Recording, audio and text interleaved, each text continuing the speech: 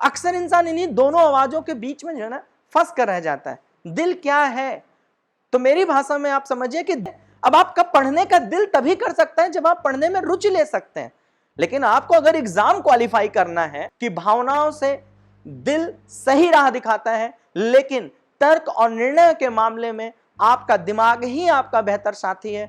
ये किताबें यकीनन आपको यह सिखा देंगे कि किस समय पर, सही समय पर, कौन सा समय, किस जगह पर दिल लगाना चाहिए या दिमाग लगाना चाहिए, इन दोनों के बीच में संतुलन कैसा बनाना चाहिए।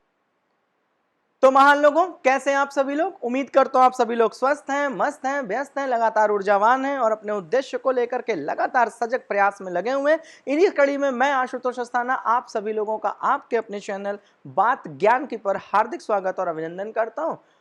आज हम लोगों का जो विषय है वो बहुत बेहतरीन विषय है, जहां पर हम लोगों को इस बात पर चर्चा करने का मौका मिला है कि हम लोग अपने दिल की सुने या अपने दिमाग की सुने। ठीक, आज सुनने से संबंधित है और जो कि बहुत इंपॉर्टेंट विषय है, क्योंकि आज लोग सुनते ही तो नहीं है, आज लोग बेस्ट लिसनर ही तो नहीं है। आज ज्यादा से ज्यादा लोग इस बात पर विश्वास करते हैं कि अब तुम्हारा अगर खत्म हो गया हो तो मैं बोलूं।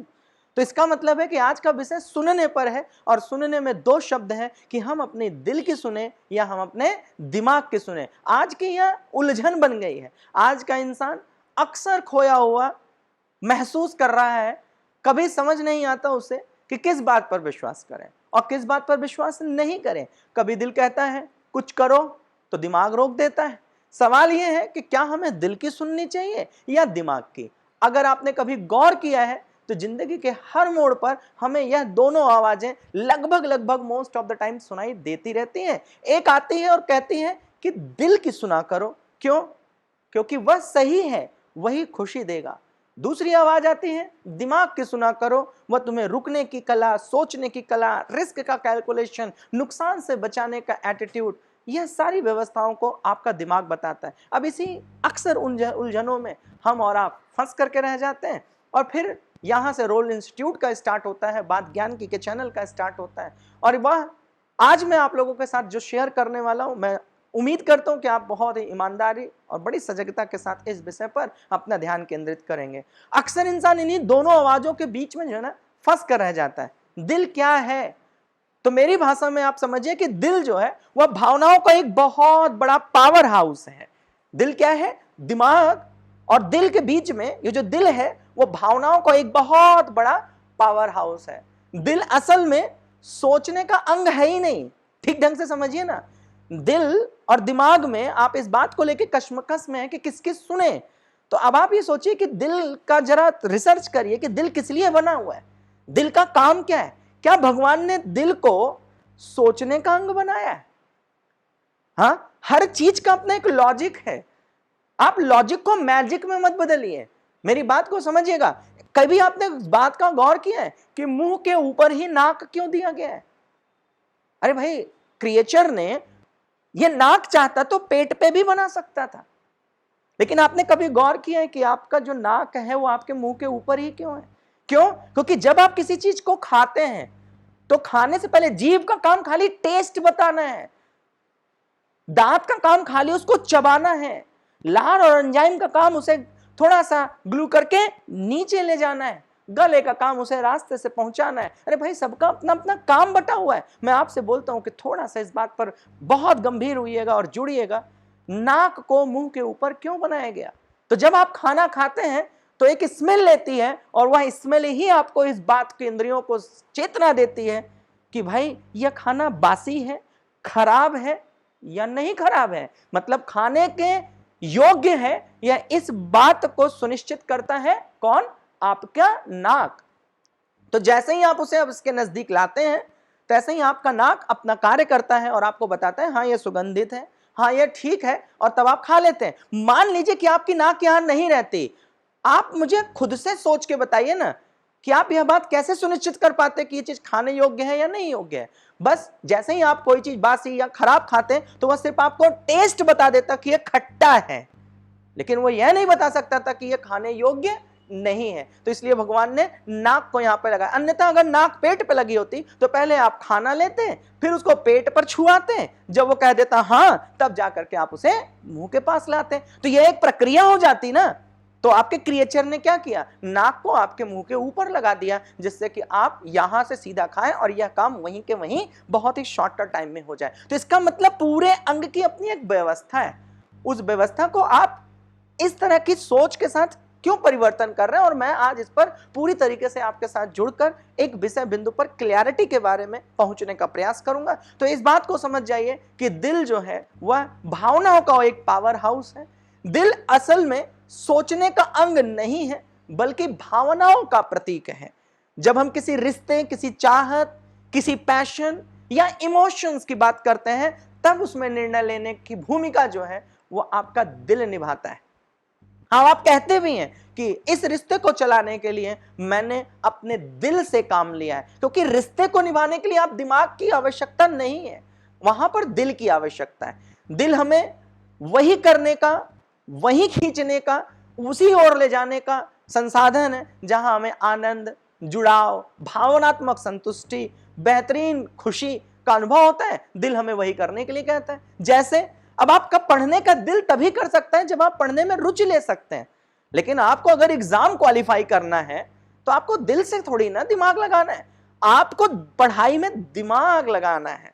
तो दिल की जगह दिल का काम करने दीजिए, दिमाग की जगह दिमाग का काम करने दीजिए, और इस व्यथा में, उस उलझन में मत फंसिए कि मैं दिल से काम लूं या दिमाग से काम लूं। भाई, जिस जगह जिस चीज का काम है उस चीज का काम लीजिए।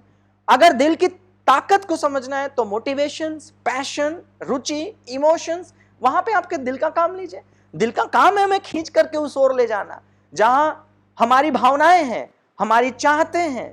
जब आप किसी रिश्ते में जाते हैं तो आप किसी भी विषय पर दिल से सोचते हैं, दिल से समझने की कोशिश करते हैं, यह आपके दिल की पुकार होती है। लेकिन वहीं दूसरे बिंदु पर दिमाग क्या है? फिर दिमाग निर्णय लेने की व्यवस्था है, वह पूरे शरीर के सबसे टॉप पर बैठा है, जो सही और गलत के बीच में एनालिसिस करने का बिंदु है, निर्णय को संतुलन देता है।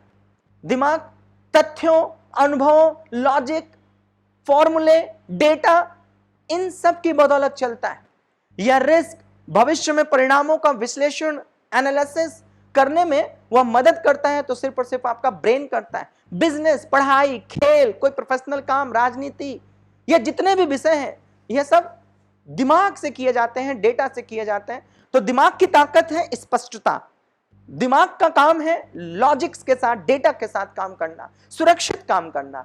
दिमाग का काम है हमें बचाना, वह यह सोचने पर आपको मजबूर करता है कि भविष्य क्या होगा, यह जो आप कार्य कर रहे हैं उसका आगे क्या रिजल्ट हो सकता है, इसमें कितना रिस्क है, इसमें कितना नुकसान है, इसमें कितने फायदे हैं, इसका पूरा विश्लेषण आपका दिमाग करता है। आप बिजनेस में निवेश करें, आप इस परीक्षा में इस विषय को चुने, यह सारा विश्लेषण आपका दिमाग करता है, आपका लॉजिक ब्रेन करता है।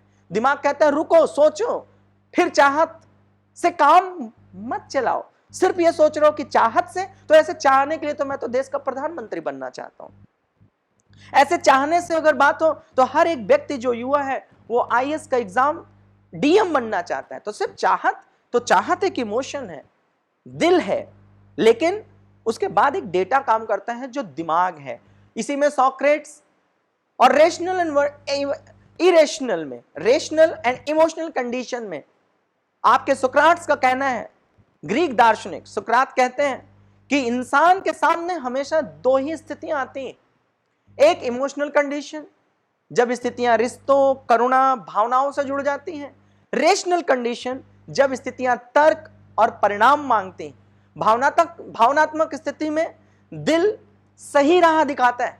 जब आपको रिश्तों से जुड़े हुए कोई भी विषय पर बात करना है, ईमान से जुड़े हुए किसी भी रिश्तों पर बात करना है, विश्वास से जुड़े हुए किसी भी रिश्तों पर बात करना है, तो यकीनन आपकी भावनात्मक वैल्यू ज्यादा होनी चाहिए, लेकिन लॉजिक्स में उसको नहीं लगाना है। जैसे एक माँ अपने बच्चे को खाना खिलाते समय लॉजिक ब्रेन नहीं लगाती, वह भावनात्मक ब्रेन लगाती, भावनाओं से जुड़ी हुई है। लेकिन तार्किक स्थिति में दिमाग हमेशा आपको सही मार्गदर्शन देता है। भावनात्मक स्थिति में जब मामला रिश्ता, करुणता, जुनून से जुड़ा हो जाता है तो यकीनन आप भावनात्मक रिश्ते लगाइए। लेकिन रेशनल कंडीशन में, तार्किक स्थिति में यह मामला भविष्य, रिश्ता, परिणाम, डेटा, एनालिसिस, इन सब से जुड़ जाए तो हमेशा दिमाग लगाने का कोशिश करिए। उन्होंने ये बात समझाने की पूरी कोशिश की कि भावनाओं से दिल सही राह दिखाता है, लेकिन तर्क और निर्णय के मामले में आपका दिमाग ही आपका बेहतर साथी है जो आपको सही मार्गदर्शन करता है। विज्ञान और मनोविज्ञानी अगर दृष्टिकोण उठाइए, आधुनिक मनोविज्ञान आपको इस बात को लेकर के अपनी तर्क क्या देता है कि दिल से लिए गए सारे फैसले शॉर्ट टर्म तो खुशी दे सकते हैं, लेकिन अंतोगत्वा लास्ट कंक्लूजन वो हमेशा निर्णायक रूप से बहुत सफल नहीं हुए हैं। ये मैं नहीं कह रहा हूं, ये आपका विज्ञान या आपके मनोवैज्ञानिक, आधुनिक मनोवैज्ञानिकों के द्वारा किए गए रिसर्च का एक डेटा है। दिमाग के लिए गए फैसले लॉन्ग टर्म में हमेशा स्थिरता देते हैं, लेकिन हो सकता है शॉर्ट टर्म में वो आपको बहुत बेहतर ना बताएं। वहीं पर अगर हम डेनियल की बात करें, जिन्होंने नोबेल पुरस्कार जीता है इस मामले में, थिंकिंग फास्ट एंड स्लो पर उन्होंने बातचीत की है। इन्होंने बताया कि इंसान के अंदर दो सिस्टम होता है। डेनियल की मैं बात कर रहा हूं जिन्होंने नोबेल प्राइज विनर है। थिंकिंग फास्ट एंड स्लो, इन्होंने बहुत अच्छी राइटिंग करी है। इन्होंने इसमें बताया है, अल्टीमेटली कंक्लूजन में आपके साथ शेयर करूंगा कि इंसान के अंदर दो सिस्टम है। एक सिस्टम है दिल जैसा, फास्ट सोच, जल्दी फैसले लेना, इमोशन से भरे, इमोशनल आधारित फैसले लेना। दूसरा सिस्टम है दिमाग, स्लो, मतलब फास्ट डिसीजन कौन ले रहा है? आपका इमोशन। स्लो डिसीजन कौन ले रहा है? आपका ब्रेन। तो दूसरा जो सिस्टम है वो आपके अंदर एक स्लोनेस पैदा तो करता है, स्थिरता तो लाता है, गंभीरता पैदा करता है और गहरी सोच और लॉजिक ब्रेन पर आधारित होती है। वहीं मनोवैज्ञानिक डेनियल ने इंसान के अंदर दो सिस्टम होते हैं, इसको बहुत क्लियर लहजों में अपनी पूरी बुक में पेस्ट करने की कोशिश की कि आप जब तेज डिसीजन ले रहे हैं तो वहां पर आपका दिल, आपकी भावना जैसे विषय काम कर रहे हैं, लेकिन अगर आप उस पर रिसर्च कर रहे हैं, धीमे हैं, गहरे हैं, तो इसका मतलब यकीनन आप अपने दिमागी स्तर पर जोर दे रहे हैं, लॉजिक ब्रेन पर जोर दे रहे हैं। दिल की आवाज हमेशा तेज फैसलों से आते हैं, गहरे और सोच समझ करके लिए गए फैसले हमेशा दिमाग की आवाज से आते हैं। असली बुद्धिमानी यह जानना है कि किस समय पर किस सिस्टम का इस्तेमाल करना है। मैंने आपसे फिर कहा कि असली बुद्धिमानी इस बात पर निर्भर करती है कि किस सिस्टम का किस जगह पर इस्तेमाल करना है। आपको इन दोनों को लड़ाने की क्या आवश्यकता है भाई? इन दोनों के बीच में आपको उलझने की क्या आवश्यकता है? अगर आपको पता है कि आप सब्जी बना रहे हैं तो आप उसमें नमक का प्रयोग करेंगे, अगर आप खीर बना रहे हैं तो आप चीनी का प्रयोग करेंगे। आप नमक और चीनी के बीच में लड़ाई क्यों करेंगे? अगर हम वहीं पर उदाहरण दें आइंस्टाइन, तो आइंस्टाइन की गलती और सफलता में आइंस्टाइन ने अपने पूरे जीवन काल में जितनी भी गलतियां करी, जितनी भी अच्छाइयां करी, जितनी सफलता पाई, उसका कॉन्क्लूड करके जब उन्होंने बताया तो आइंस्टाइन ने अपने लोगों को, अपने ऑडियंस को एक बार इंटरेक्ट करते हुए कहा कि मैं जो है, मतलब आइंस्टाइन स्वयं, आइंस्टाइन ने लोगों के कहने पर भावनाओं में आकर एक बार जो कंपनी में निवेश किया था, जो शेयर्स खरीदे थे, उसको सिर्फ भावनात्मक निवेश कर दिया। क्यों? क्योंकि लोगों का कहना था, एक सजेशन था। तो इसका मतलब उन्होंने क्या सोचा? क्या बुद्धि लगाई? दिल की, इमोशनल। और नतीजा क्या आया कि उनको एक बहुत बड़ा नुकसान हो गया। मैं किसकी बात कर रहा हूं? आइंस्टाइन की बात कर रहा हूं। एक बड़ा नुकसान हो गया। बाद में उन्होंने कहा, बहुत बढ़िया कोट करने जा रहा हूं, आप लोगों का अटेंशन मैं पूरी तरह से चाहता हूं। क्यों? क्योंकि आइंस्टाइन ने कहा, लास्ट में जो कंक्लूड करते हुए उन्होंने कहा कि मैं ब्रह्मांड को तो समझ सकता हूं, मैं ब्रह्मांड पे तो रिसर्च कर सकता हूं, मैं ब्रह्मांड को समझने में आसान हूं, लेकिन भावनाओं को समझने में मैं बिल्कुल शून्य हूं। मतलब मैं ब्रह्मांड की जानकारी ले सकता हूं, लेकिन भावनात्मक चेंज की मैं जानकारी आपको नहीं बता सकता। यह बताता है, यह जवाब आपको उत्तर देता है कि जब आप पैसे, बिजनेस, स्ट्रैटेजी, इस तरह के विषय बिंदु पर कोई काम कर रहे हैं तो सिर्फ और सिर्फ आपको लॉजिक पर काम करना है, मैजिक पर काम नहीं करना है। आपको सिर्फ और सिर्फ अपने दिमाग से डिसीजंस लेना है, दिल से डिसीजन नहीं लेना है। यहां पर मैं कुछ किताबें भी आपको सजेस्ट करूंगा जिसको आपको पढ़ना चाहिए, जो आपके विचारों को यकीनन एक शेप देगा।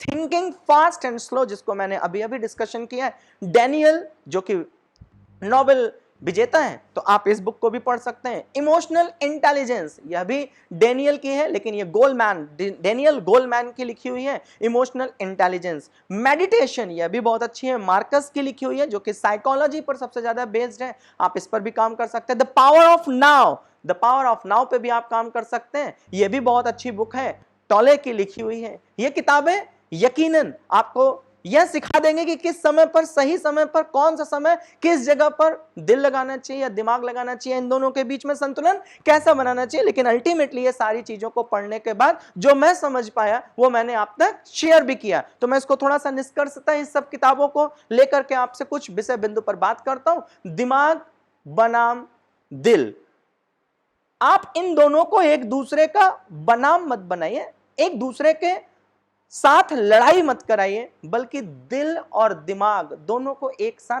कंबाइन करने का प्रयास करिए। तीन ही सिचुएशन आपको मिलेगी, एक दिल से लिया हुआ डिसीजन, एक दिमाग से लिया हुआ डिसीजन, और कुछ डिसीजन ऐसे होंगे जिसमें दिल और दिमाग दोनों का समायोजन होना पड़ेगा। और यह तीनों विषय पर आपको अंदर से गहराई से इस बात को लेकर के विशेषज्ञ होना पड़ेगा कि किस स्थिति में, किस विषय पर, इन तीनों में से कौन सा सिस्टम काम आ रहा है। अगर हम करियर की बात करें, बिजनेस की बात करें, स्ट्रैटेजी बनाने की बात करें, सफलता की बात करें, तो यकीनन दिमाग से काम लो। रिश्ते की बात करें, करुणा की बात करें, पैशन की बात करें, समाज हित की बात करें, अमीरी गरीबी को हटाने की बात करें, तो यकीनन दिल से लीजिए। दिल से सोचना आपको जीवित होने का प्रमाण देता है। जब आप दिल से सोचते हैं तो आप जीवित हैं, क्योंकि आप हर जगह दिमाग भी नहीं लगा सकते, अन्यथा आप पूरी तरीके से मटेरियलिस्टिक हो जाएंगे।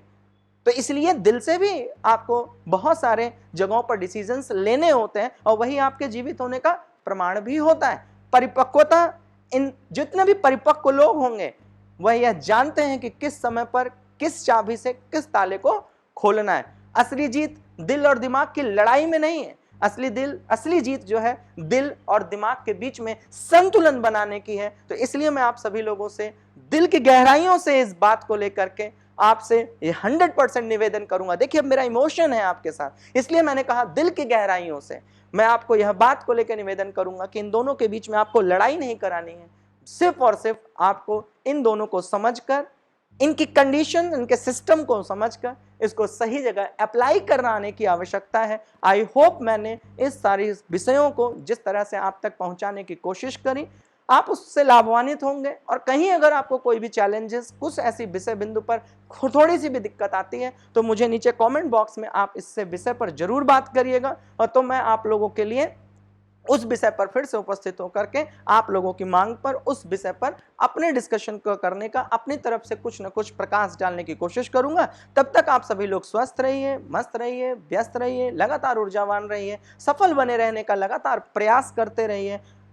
अपना ख्याल रखिए और अपने ख्याल का भी ख्याल रखिए। इन्हीं के साथ मैं आशुतोष अस्थाना साइनिंग आउट।